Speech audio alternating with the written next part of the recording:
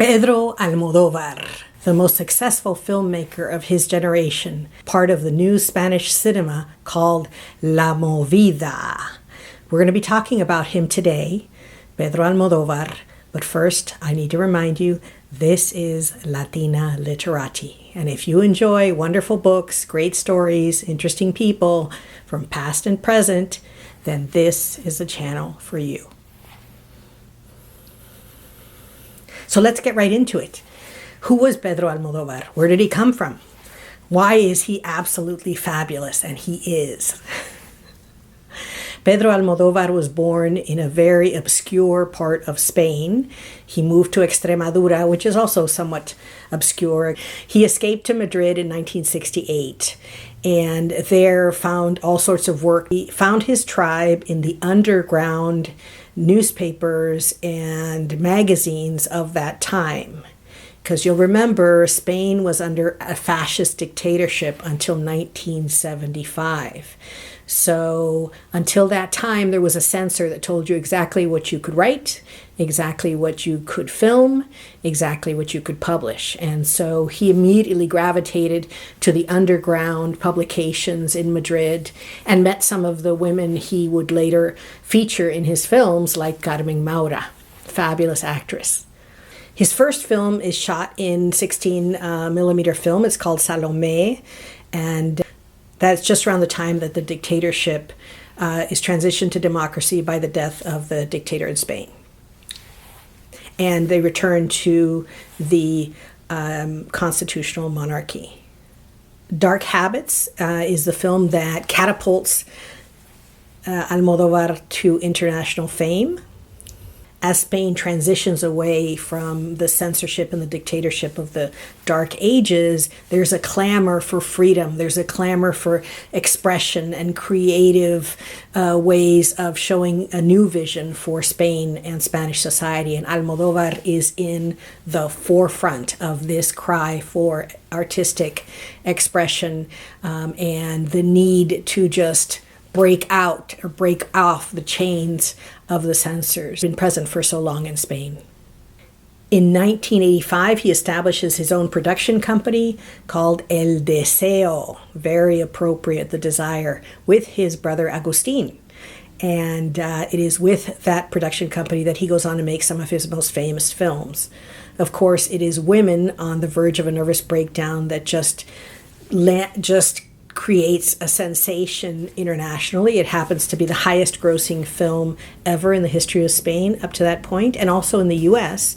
And it is through his receipt of Best Foreign Film by the Academy of Motion Pictures that then he is just established as the best filmmaker of his generation.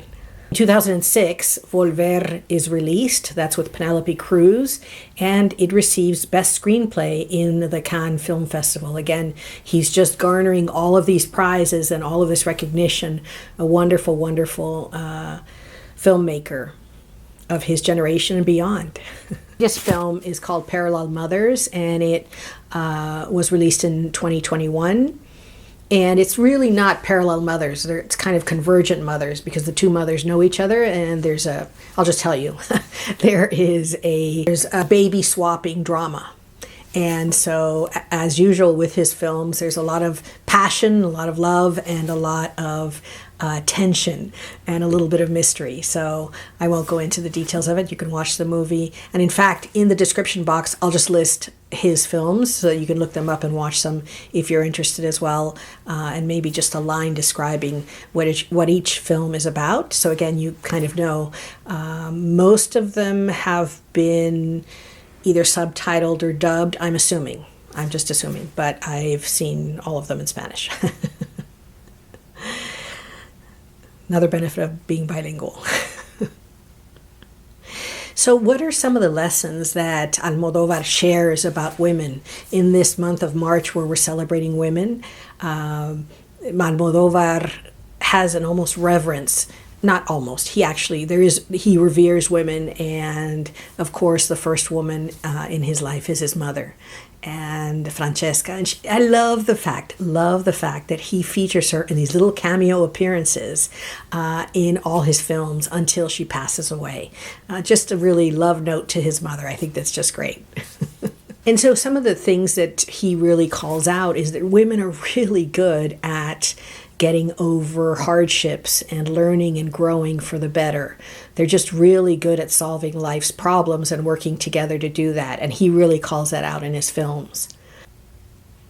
His intimate and dynamic portrayal of women is so nuanced and so personal that it is absolutely irreverent. His films are irreverent and sometimes shocking, but there is an intimacy with women that comes of love, comes of respect, comes of inspiration from women, and that's really wonderful. In this month celebrating women, we are so grateful for a director that loves women and celebrates them in this way. Thank you, Pedro Almodóvar. And this is just a tiny tidbit anecdote that I thought I would share. In another lifetime, I worked in Madrid in a law firm, and for a few months, gyms were not a thing. Gyms had just been established. I know it's hard for some people to understand that really there was a time when there were private clubs, and that was it.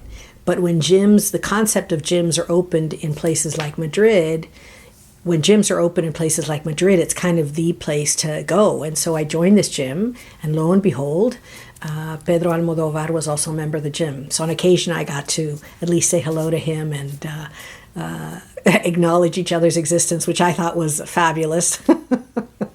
So that's my little personal tidbit about Pedro Almodovar. Charming, absolutely charming. So now on to my favorite part of the video, book recommendations. And these 3 books are books that remind me or will make you feel you're in an Almodovar movie. And why? Well, they all have really strong female characters, and they are set in places where the unexpected happens. So let's begin. The first is Usted es suya by Maria Mercedes Benito. And this is her first book. I can't wait to read her others. I'm sure she'll write amazing books in the future. This is her first. And it begins with a hurricane that changes a family's life. And so this is a very intimate portrait of a woman and how she becomes to understand that usted es suya. And in Spanish, that basically means the formal you belong to yourself first. And so she comes into her own. As she goes through trials and tribulations and understands that she needs to belong to herself first because she belongs to her parents and then her husband. And this also really shows the destruction of hurricanes in Puerto Rico. From my own family, the stories of how hurricanes like Hipólito, Cipriano, Nicolás changed family histories. When all the crops are gone, when all the animals are gone, when all the basic infrastructure doesn't exist anymore, and there is no one to go to because you are subject to a colonial government that actually doesn't want you to own land, wants the foreigners to take over land, as was in Puerto Rico 100 years ago. There's nowhere to go for help. In the U.S. mainland, when there are hurricanes, there are national disaster services, there are banks and other financing mechanisms by the government to help farmers when they face disaster or crop failures. In Puerto Rico, under the colonial rule, there was nothing for the people. And we've talked about how unfair the relationship was for the Puerto Rican people, and this is just another example. And this story really goes into the depth of how a family survives. The second book that I'm going to recommend is Isabel's latest book, Violeta. So this takes place in South America. Also 100 years ago, what happens when the flu, the pandemic, remember the global pandemic 100 years ago? So what happens when it reaches South America? and what happens when a family has to survive and the women in the family have to survive. So interesting book. Again, Isabel Allende, as you know, I'm sure, was born in Peru, raised in Chile and Venezuela, and settled here in California. And she's a great storyteller. So it's a fun book. This is her latest. It was published in 2021. Highly recommend it. So I think it was also interesting that I chose a book from the Caribbean. This is from South America. And the third book that I'm going to recommend is a book from Spain. And it's called Te Daré la Tierra. And it's by Chufo Llorens, and that's a Catalan name. He has written several books. This is his largest tome, as you can tell. It's about 735 pages, and it's the story of two people. A young man who wants to go to Barcelona, and this is Barcelona in the year 1000.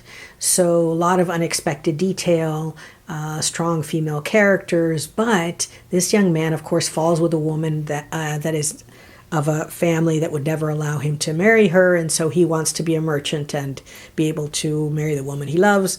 But there is a count who puts in, because of his shenanigans, it almost causes a war that would bring down the peace and stability of the city of Barcelona. So it's a great read, and it's not something you're going to do in one sitting. It'll take you a while, but it's well worth it. Highly recommend it as well. So those are the three books that will, there are many books, but those are at least three of the books that will make you feel like you're in an Almodóvar film. And I hope that you enjoy this video. It's a joint journey. I would love to hear from you. What are the things that you love? What are the movies you love, the directors you enjoy, and the books that you read? We'd also like to know what you would like us to present. We're happy to take your suggestions. And so we would love you to subscribe to Latina Literati as well. Thank you so much for your support, and we will be back with new ideas, new videos soon. As always, mucho cariño, mucho amor, mucho salud. Gracias.